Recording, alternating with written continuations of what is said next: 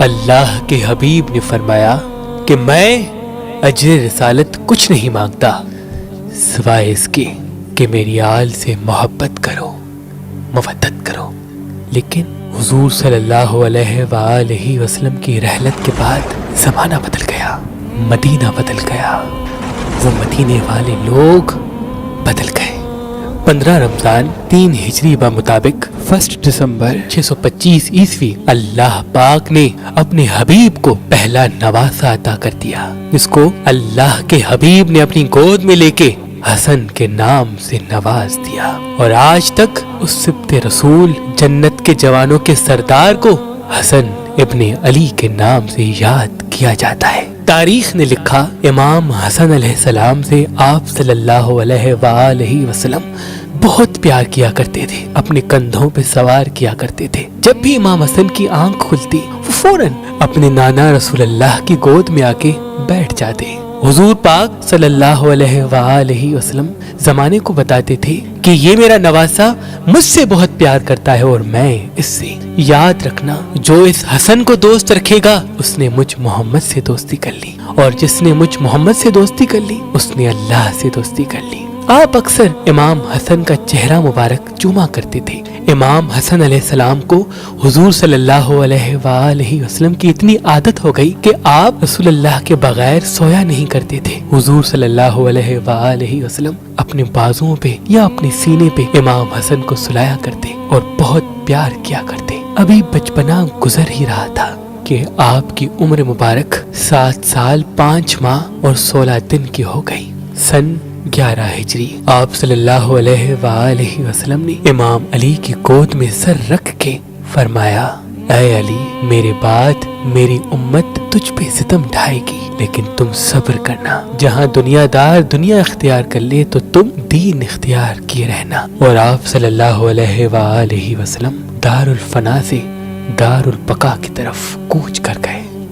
رسول اللہ کی رحلت کے بعد جس مدینے میں آل محمد کا بہت احترام ہوا کرتا تھا، وہ لوگ دھیرے دھیرے اس طرح سے بدل گئے جیسے وہ آل محمد کو پہچانتے تک نہ ہو۔ ایک مرتبہ امام حسن دیکھ رہے تھے کہ گھر میں امام علی آئے تو آپ کی والدہ زار و قطار رو کر امام علی کو سلام کرتی ہے۔ جیسے ہی سلام کرتی ہے تو امام علی کہتے ہیں، فاطمہ رو کیوں رہی ہو؟ بی بی فاطمہ زہرا فرماتی ہیں، یا علی، آج میں نے فضا سے سنا کہ مدینے کے لوگ آپ کو سلام تک نہیں کرتے، تو میں بنت رسول اللہ آپ کو سلام کرتی ہوں۔ بس یہ کہنا تھا تو امام علی بھی زار و قطار رونے لگے اور رو کے فرمایا، اے بنت رسول اللہ، غربت یہ نہیں کہ لوگ مجھے سلام نہیں کرتے، بلکہ غربت تو یہ ہے کہ میں علی اگر کسی کو سلام کرتا ہوں تو لوگ مجھ علی کو سلام کا جواب تک نہیں دیتے۔ امام حسن ان تمام باتوں کو سنتے تھے اور تنہائی میں اپنے نانا کو یاد کیا کرتے تھے اور زار و قطار روتے تھے۔ بس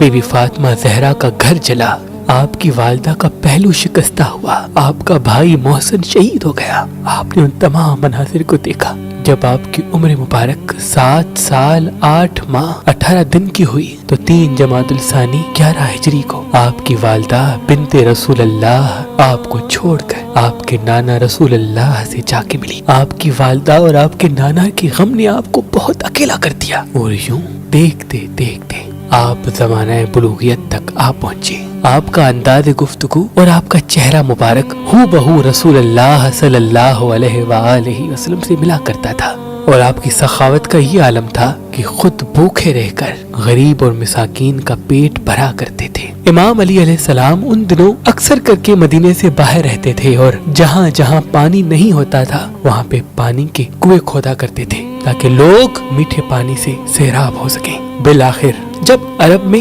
ظلم و ستم بڑھتا رہا، یہاں تک کہ حقوق اللہ پامال ہو گئے، تو لوگ امام علی کے دروازے پہ بس تو ایک طرف مال دنیا، جھوٹ، بادشاہت تھی، تو دوسری طرف دین، تصوف اور شرافت تھی۔ بالآخر جب ظالم حکمران اپنے مقصد میں کامیاب نہ ہوئے تو امام علی علیہ السلام کو قتل کرنے کی سازش رچی اور مسجد کوفہ میں 19 رمضان 40 ہجری کو سجدے کی حالت میں آپ پہ حملہ کر دیا، اور فزتو برب الکعبہ کی آواز سے زمانہ گونج اٹھا۔ امام علی کو ضربت لگی اس وقت آپ روزے میں تھے۔ لوگ امام علی کو سنبھالنے لگے تو امام علی نے فوراً اپنے بڑے بیٹے حسن سے کہا، حسن پہلے نماز ختم کراؤ، اس کے بعد مجھے اپنے گھر لے چلو۔ امام حسن علیہ السلام نے نماز ختم کر کے اپنے بابا علی ابن ابی طالب کو گھر لے کے آئے۔ آپ بستر شہادت میں تھے اور اپنے بیٹے حسن ابن علی سے فرماتے ہیں، اے حسن یاد رکھنا، میرے بعد تیرے نانا کی امت تیرے سامنے تیرے بابا کو گالیاں دے گی، تجھے گالیاں دے گی، لیکن اے حسن تم صبر کرنا۔ اور اللہ پاک اپنی پاک کتاب قرآن میں فرماتا ہے، جب بھی دشمن صلح کے لیے ہاتھ بڑھائے تو صلح کرنا، کہ اسلام امن کا نام ہے۔ اپنے نانا کی صلح حدیبیہ کو یاد رکھنا، جہاں تک ہو سکے امن کو پھیلاتے رہنا۔ بس امام علی علیہ السلام کی شہادت کے بعد آپ پہ ظلم کے وہ پہاڑ گر گئے کہ آپ کو زمانہ آج بھی تنہا ترین سردار کے نام سے یاد کرتا ہے۔ رسول اللہ نے فرمایا تھا کہ میری امت کا سب سے بڑا فتنہ مال ہے، دولت ہے۔ بس ظالم حکمرانوں نے اس صدا کو بلند کیا کہ جو حسن کو قتل کرے گا اسے ہم اشرفیوں سے نواز دیں گے۔ ہر کوئی امام حسن کے قتل کے خواب دیکھنے لگا اور یہ چاہتا رہا کہ میں حسن کو قتل کروں تاکہ انعام مجھے ملے۔ امام حسن علیہ السلام تنہا رہ گئے، یہاں تک کہ بعض مرتبہ آپ کو قتل کرنے کی سازش رچی گئی۔ لوگ سر عام آپ کی توہین کیا کرتے تھے، آپ کے بابا کو گالیاں دیا کرتے تھے، یہاں تک کہ مسجد نبوی میں جمعے کے خطبے کے دوران امام حسن اور امام علی کو گالیاں دیتے، لیکن آپ کسی سے کچھ نہ کہتے، صبر کرتے۔ جب دل حد سے زیادہ بھر آتا تو آپ پیدل خانہ کعبہ کی طرف چلے جاتے اور غلاف کعبہ کو پکڑ کر کہتے، اے اللہ یاد رکھنا، تیرے حبیب کی امت نے، میرے نانا کی امت نے مجھ پہ وہ ستم ڈھائے ہیں جو اگر کالی راتوں پر گرتے تو کالی راتیں سفید ہو جاتی، اور اگر سفید دنوں پہ گرتے تو سفید دن کالی راتوں میں تبدیل ہو جاتے۔ جس علی نے ہر دم اسلام کو بلند کیا، آج لوگ اسی علی کی توہین کرتے ہیں۔ اے اللہ مجھے اس دن کا انتظار ہے جب تو حساب لے گا۔ بس اپنے آنسوؤں کو غلاف کعبہ سے پونچھ کر مدینے واپس آ جاتے۔ بس 28 صفر 50 ہجری کو ایک ایسا زہر آپ کو دیا گیا جس کا اگر ایک قطرہ کسی تالاب میں گر جاتا تو اس تالاب کی ساری مچھلیاں مر جاتی۔ جیسے ہی وہ زہر پانی میں ملا کر آپ کو دیا گیا، آپ نے وہ پانی نوش فرمایا، آپ کے جگر کے ٹکڑے آپ کے منہ سے زمین پہ گرنے لگے، گھر میں کوہرام مچ گیا، اور آپ نے اپنے بھائی حسین کو بلا کر وصیت کر دی کہ حسین مجھے اپنے نانا کے پہلو میں تدفین کرنا، لیکن اگر وقت کے حاکم میرے نانا کا پہلو نہ دے تو مجھے میری ماں کے قدموں میں تدفین کر دینا۔ بس امام حسن علیہ السلام کے مبارک جسم کو غسل دے کر رسول اللہ صلی اللہ علیہ وآلہ وسلم کے روزے کی طرف لے جایا گیا۔ جنازہ تھوڑا ہی آگے بڑھا، اتنے میں سپاہی آ گئے اور کہنے لگے کہ اس علی کے بیٹے کو ہم رسول اللہ کے پہلو میں تدفین نہیں ہونے دیں گے۔ لوگوں نے کہا، کیا بھول گئے ہو، یہ وہ حسن ہے جو جنت کے جوانوں کا سردار ہے، ہر پل ہر لمحے رسول اللہ اپنے کندھوں پہ سوار کیا کرتے تھے، کیا تم اس حسن کے لیے ہی کہہ رہے ہو؟ بس اتنی دیر میں تیروں کی بارش ہوئی، تیروں کی برسات میں امام حسن کا مبارک جنازہ گر گیا۔ اتنے میں جناب عباس نے تلوار نیام سے نکالی۔ امام حسین نے کہا، عباس ٹھہرو، صبر کرو۔ میرے بھائی حسن نے کہا، اگر مجھے میرے نانا کا پہلو نہ ملے تو جنگ نہ کرنا، بس میرے جسم کو میری ماں کے قدموں میں تدفین کر دینا، چلو جنت البقیہ کی طرف۔ بس امام حسن کی مبارک جنازے کو جنت البقیہ میں تدفین کر دیا گیا۔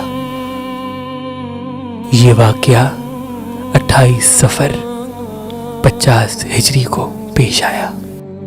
سلام ہو اس غریب نواسے پر جس کو اپنے نانا کا پہلو تک نصیب نہ ہوا، نصیب نہ ہوا، نصیب نہ ہوا۔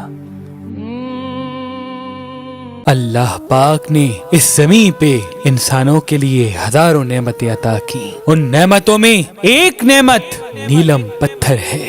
اللہ کے ولی حضرت شاہ شمس تبریز نے فرمایا، جو انسان نیلم پتھر کو زحل کی انگلی میں پہنے گا تو اس کے سامنے دوسرے انسانوں کے چہرے واضح ہو جائیں گے، کون اس کا اپنا ہے اور کون اس کا دشمن وہ ایک جھلک میں پہچان لے گا. تبھی اس پتھر کو انسان پہچاننے کا پتھر بھی کہا جاتا ہے. تو ابھی ہماری ویب سائٹ meherbani.com پہ آئیں اور یہ پتھر حاصل کریں. آپ اپنا لکی پتھر ہماری اپلیکیشن جو گوگل پلے اسٹور اور آئی فون ایپ اسٹور پہ موجود ہے ان سے بھی حاصل کر سکتے ہیں. مزید معلومات کے لیے ہمارے نمبر پہ کال کریں. اللہ آپ کو سلامت رکھے. اللہ آپ کو سلامت رکھے. اللہ